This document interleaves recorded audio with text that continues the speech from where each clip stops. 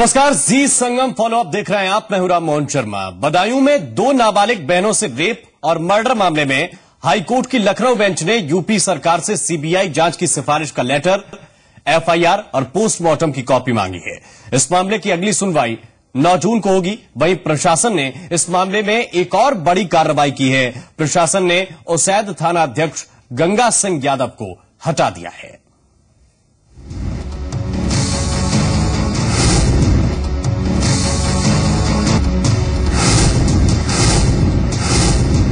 बदायूं मामले पर जहां लखनऊ से लेकर दिल्ली तक हंगामा मचा है, वहीं इस मामले को लेकर अब यूपी सरकार की जवाबदेही भी बढ़ती जा रही है।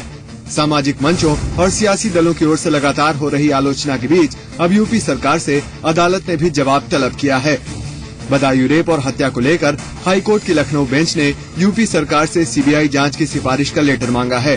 कोर्ट ने सरकार से आरोपियों के खिलाफ दर्ज एफआईआर और पोस्टमार्टम रिपोर्ट की कॉपी भी मांगी है। दरअसल तमाम सियासी दलों और सामाजिक संगठनों के विरोध झेल रही यूपी सरकार ने इस मामले की जांच सीबीआई से कराने की बात कही थी। कानून व्यवस्था बेहतर हो और व्यवस्थाएं बेहतर हो, उसके लिए लगातार सरकार काम कर रही है। हैवानियत की हद पार कर देने वाले इस वारदात में सभी आरोपी कानून के शिकंजे में हैं, जिनमें पुलिस के भी नुमाइंदे शामिल हैं। सवाल यही उठ रहे हैं कि शुरू से लेकर अब तक इस मामले में सरकार और सिस्टम इतना लापरवाह कैसे हो सकता है। इन्हीं सभी इल्जामों के साथ हाईकोर्ट में एक याचिका दाखिल की गई थी, जिस पर सुनवाई करते हुए कोर्ट ने मामले को गंभीरता से लिया। फिलहाल इस मामले की अगली सुनवाई 9 जून को होगी। वहीं दूसरी ओर बदायूं रेप एंड मर्डर मामले में प्रशासन ने एक और बड़ी कार्रवाई की है। प्रशासन ने उसैद थाने के थानाध्यक्ष गंगा सिंह यादव को हटा दिया है। फिलहाल वारदात दर वारदात ये बात जोर पकड़ने लगी है कि सूबे में अपराधी बेलगाम हो चुके हैं। सरकार और पुलिस का अपराध पर नियंत्रण ना के बराबर हो चुका है। जाहिर है ऐसे में जरूरी है कि यूपी सरकार अपनी कमियों को छिपाने के लिए दूसरों की कमी का हवाला देने की बजाय वक्त रहते परिस्थितियों पर काबू पाए, वरना लोकतंत्र में जब जनता की बारी आती है तो अच्छे अच्छों के होश ठिकाने लग जाते हैं। ब्यूरो रिपोर्ट, जी मीडिया। और उन्नाव में एक युवती की रेप के बाद हत्या के मामले में पुलिस घटनास्थल पर पहुंच चुकी है। युवती को 2 दिन पहले पेट्रोल डालकर जिंदा जलाया गया था। असोहा थाना इलाके के चंदनखेड़ा गांव की यह घटना है। कुछ लोगों का दावा है कि उन्होंने कुछ अज्ञात लोगों को देखा था जो एक युवती को जबरदस्ती ले जा रहे थे। बड़ी खबर, उन्नाव से युवती को पेट्रोल डालकर जिंदा जलाने का यह पूरा मामला है। इसको लेकर पुलिस घटनास्थल पर पहुंच चुकी है। आपको बता दें, युवती को 2 दिन पहले पेट्रोल डालकर जिंदा जलाया गया था। असोहा थाना इलाके के चंदनखेड़ा गांव की यह घटना है। कुछ लोगों का यह दावा है कि उन्होंने कुछ अज्ञात लोगों को देखा था।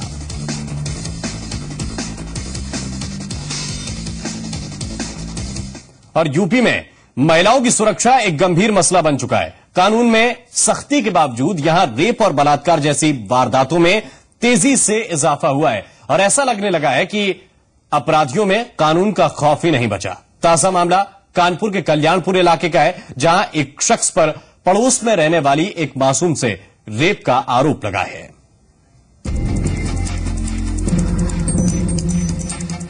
यूपी में रेप और छेड़छाड़ की बढ़ती वारदातें यूपी सरकार के लिए मुश्किल का सबब बन गई हैं। सरकारी दावों से उलट सूबे की पुलिस भी ऐसी वारदातों पर लगाम कसने में नाकाम साबित हो रही है। ताजा मामला कानपुर के कल्याणपुर थाना क्षेत्र का है, जहां पुलिस की गिरफ्त में आया ये वो शख्स है जिस पर एक मासूम से दरिंदगी करने का इल्जाम लगा है।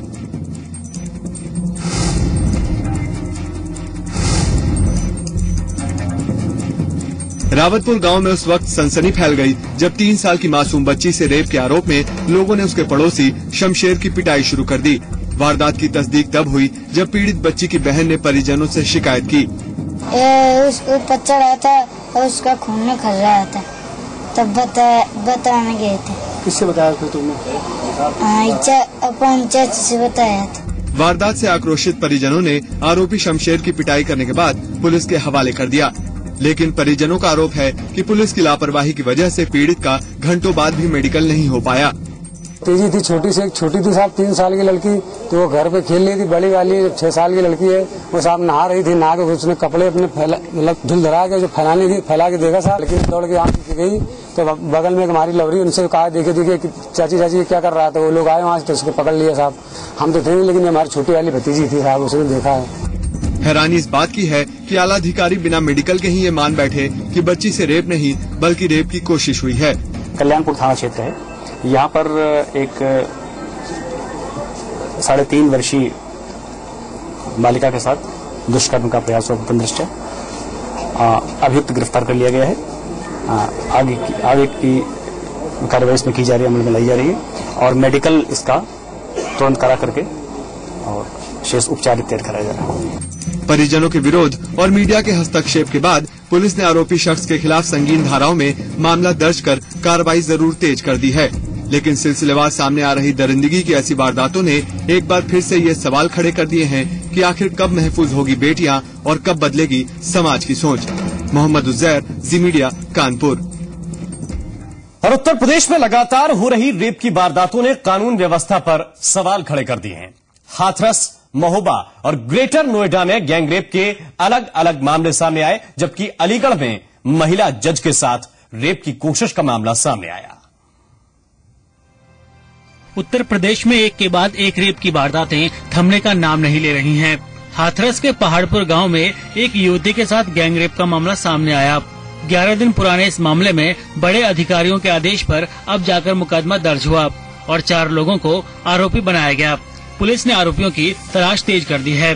सूचना मिलते ही इसमें प्रथम दृष्टया तुरंत FIR दर्ज कर दी गई है और जो भी साइंटिफिक इन्वेस्टिगेशन होती है उसको कराने के बाद कार्रवाई की जाएगी। वहीं अलीगढ़ में सिविल जज कंपाउंड में एक महिला जज से रेप की कोशिश का मामला सामने आया।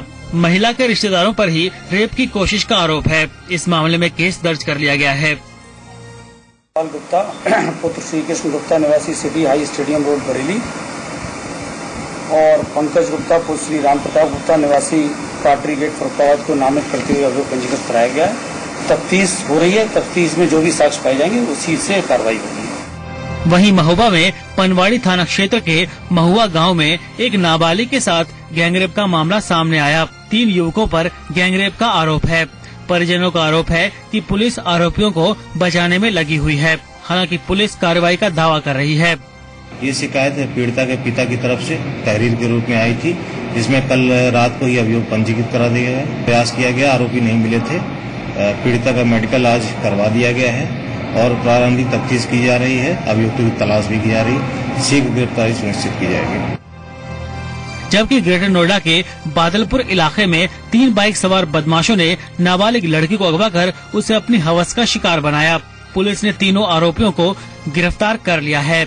उत्तर प्रदेश में एक के बाद एक रेप की वारदातें सामने आने से कानून व्यवस्था पर सवाल खड़े हो रहे हैं। देखना होगा कि अखिलेश सरकार हालात से कैसे निपटेगी। ब्यूरो रिपोर्ट, जी संगम। यूपी में बदहाल हो रही कानून व्यवस्था पर समाजवादी पार्टी के अध्यक्ष मुलायम सिंह यादव ने कुछ भी बोलने से इनकार कर दिया है। मीडिया ने उनसे जब इस बारे में पूछा तो उन्होंने कहा कि आरोपियों पर कार्रवाई हो रही है, मैं इस विषय में कुछ नहीं बोलूंगा। मुलायम ने 2 टूक कहा है कि तुम अपना काम करो, मैं अपना काम करूंगा।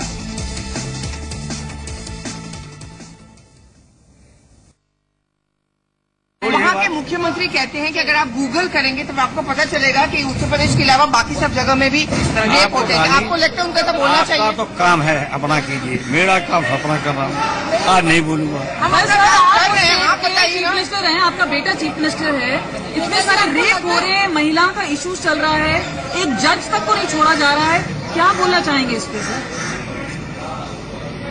जो चल रहा है उसमें जिन्होंने जघन्य अपराध के खिलाफ कड़ी कार्रवाई की जा रही है और क्या कर सकते, कार्रवाई करना काम है। कोई अन्याय अत्याचार करे तो उसके खिलाफ कार्रवाई हो, तो कार्रवाई हो रही, सब गिरफ्तार हो गए। और वहीं एसपी महासचिव राम गोपाल यादव ने कहा है कि रेप जैसी घटनाओं पर तब तक लगाम नहीं लग सकती जब तक कि समाज की सोच में बदलाव नहीं आता। कानून अपराधी को सजा तो दे सकता है, लेकिन ऐसे अपराधों पर रोक नहीं लग पाएगी। जहां तक महिलाओं के साथ दुर्व्यवहार और रेप जैसी घटनाओं का सवाल है, ये पूरी तरह से जो मेंटली करप्ट लोग होते हैं, जो मानसिक विकृतियां आ गई हैं, उसका दुष्परिणाम है। और इसे केवल कानून के माध्यम से दंडित तो किया जा सकता है, फांसी दी जा सकती है, और आजीवन कारावास दिया जा सकता है, लेकिन समाज का जब तक अंकुश नहीं लगेगा, तो विकृत लोगों के बारे में सोचेगा नहीं, तब तक पूरी तरह से इन घटनाओं को रोका जा सके, ये नामुमकिन है।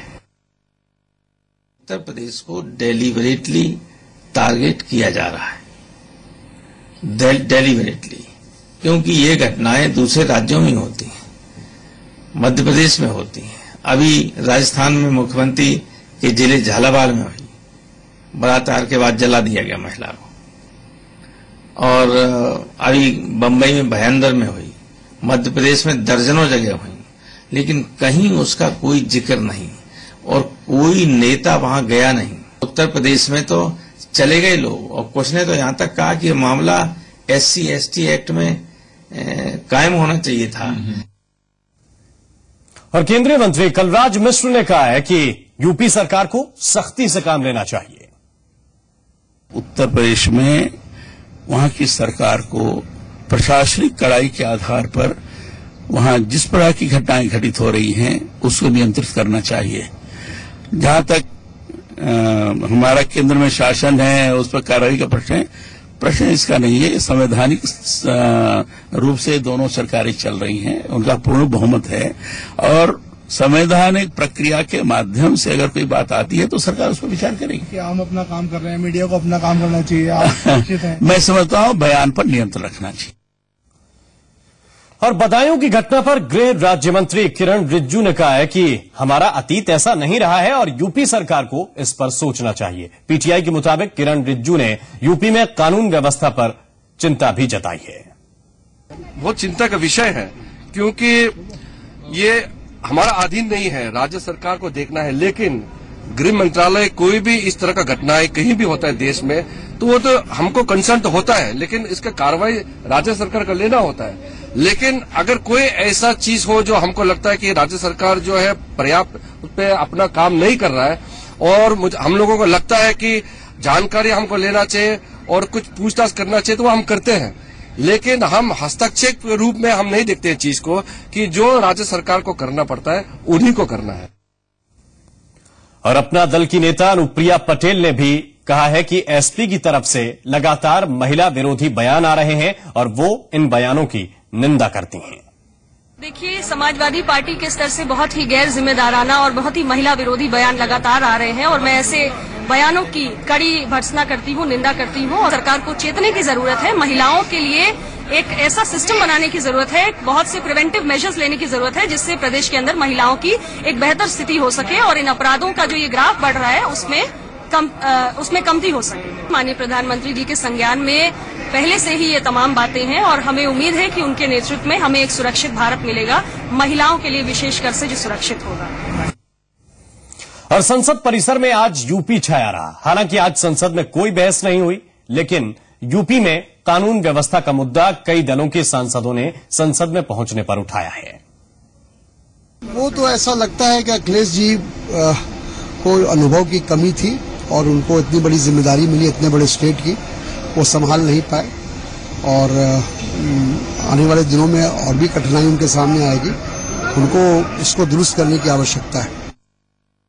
पर महिलाओं के ऊपर लगातार वहां पर घटनाएं बढ़ी हैं, और जब भी समाजवादी पार्टी की सरकार आई है उत्तर प्रदेश में ऐसा हुआ है, और बाप बेटी की सरकार है। इस सरकार को बर्खास्त किया जाना चाहिए, और संवैधानिक प्रावधान के हिसाब से अब इस सरकार का चलना आगे संभव नहीं हो पा रहा। First thing, it's very worrying that on repeated occurrence, the state government seems to have only given us reactions rather than taking concrete steps to first of all assure the situation will improve. And to tell us that only rapes happening in Uttar Pradesh are being highlighted doesn't help the situation at all. I think the Uttar Pradesh government, instead of responding to all the opposition parties, should respond to the victims and the families and ensure that there's at least to start with a sense of yes, we are responding, we are going to be doing something. और संयुक्त राष्ट्र महासचिव बान की moon ने बदायूं में gangrape और हत्या मामले पर दुख जताते हुए यौन हिंसा के खिलाफ सख्त कार्रवाई की मांग की है। साथ ही उन्होंने समाज से उस सोच को भी खारिज करने की अपील की है जिसमें माना जाता है कि लड़के तो लड़के होते हैं। बान की मून ने कहा है कि पिछले 2 हफ्तों में दुनिया भर में महिलाओं और लड़कियों के खिलाफ जमकर अपराध देखने को मिले हैं। नाइजीरिया से लेकर पाकिस्तान तक, कैलिफोर्निया से लेकर भारत तक हर जगह महिलाओं पर अत्याचार के मामले दिखे हैं, लेकिन वो सबसे ज्यादा आहत हुए हैं बदायूं की घटना से, जहां 2 लड़कियां इसलिए शिकार बनी क्योंकि घर में शौचालय न होने के चलते उन्हें बाहर जाना पड़ा। साथ ही उन्होंने कहा कि महिलाओं के खिलाफ अपराध शांति और सुरक्षा का विषय है, ये मानवाधिकार का विषय है और ये विकास का भी विषय है।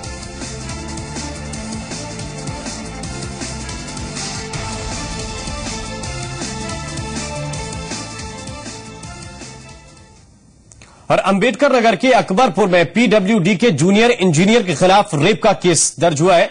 नौकरी का झांसा देकर यौन शोषण का आरोप जूनियर इंजीनियर के खिलाफ है। राज्य महिला आयोग के निर्देश पर यह केस दर्ज हुआ है। पुलिस ने सीसीटीवी फुटेज बरामद कर लिया है। उत्तर प्रदेश के मुख्यमंत्री अखिलेश यादव ने लापरवाह अधिकारियों के खिलाफ सख्त रुख अख्तियार कर लिया है। औचक निरीक्षण पर श्रावस्ती पहुंचे अखिलेश यादव ने डीएम को हटाने के आदेश दिए, तो लापरवाही को देखते हुए सीएमओ आरपी गुप्ता, कृषि उपनिदेशक बिजली और आरईएस विभाग के इंजीनियर्स और खनन अधिकारियों को भी सस्पेंड कर दिया है। दरअसल अखिलेश यादव का हमीरपुर जाने का कार्यक्रम था, लेकिन वे अचानक श्रावस्ती पहुंच गए और यहां पर बड़ी कार्रवाई अखिलेश यादव ने की है। अविनीश जी मीडिया संवाददाता इस वक्त हमारे साथ हैं। अविनीश, बड़ी कार्रवाई अखिलेश यादव ने अचानक पहुंचकर श्रावस्ती में की है, वाकई क्या इस तरीके की जरूरत है? जिस तरीके की उत्तर प्रदेश में व्यवस्था नजर आ रही है, सीएम को वाकई ये कदम उठाने चाहिए क्या? नहीं, बिल्कुल इस बात की जरूरत है, क्योंकि जो जमीनी हकीकत है वो जानना सरकार में बैठे हुए ऊपर के लोगों को बहुत जरूरी है, और खासतौर पर मुख्यमंत्री के लिए कि विकास की जो तमाम योजनाएं वो विधानसभा से पास करते हैं या उनके निर्देश होते हैं, कैबिनेट उनको पास करता है, उन सभी मुद्दों पर सरकार की हकीकत क्या है, जमीनी हकीकत क्या है, लोगों तक कितना योजनाओं को लाभ मिला, और इसीलिए शायद तमाम जो नौकरशाही है उसमें परिवर्तन करने के बाद जिसे मुख्य सचिव को हटाया गया, प्रमुख सचिव गृह जैसे पद पर बैठे हुए अधिकारी को हटाया गया, और उसके बाद मुख्यमंत्री अपने दौरे पर निकले थे, और जिस तरह की लापरवाही मिली श्रावस्ती में, उसको देखते हुए वहां के जिलाधिकारी और 6 अन्य अधिकारियों को जो है वहां से उनके या तो तबादले का या तो सस्पेंड करने के निर्देश जो है वो जारी किए गए हैं। चलिए, बहुत बहुत शुक्रिया अविनेश आपका इस बातचीत के लिए, जानकारी हम तक पहुंचाने के लिए। तो 6 अधिकारियों को निलंबित किया है सीएम अखिलेश यादव ने, अचानक श्रावस्ती पहुंचे और 6 अधिकारियों को सस्पेंड कर दिया।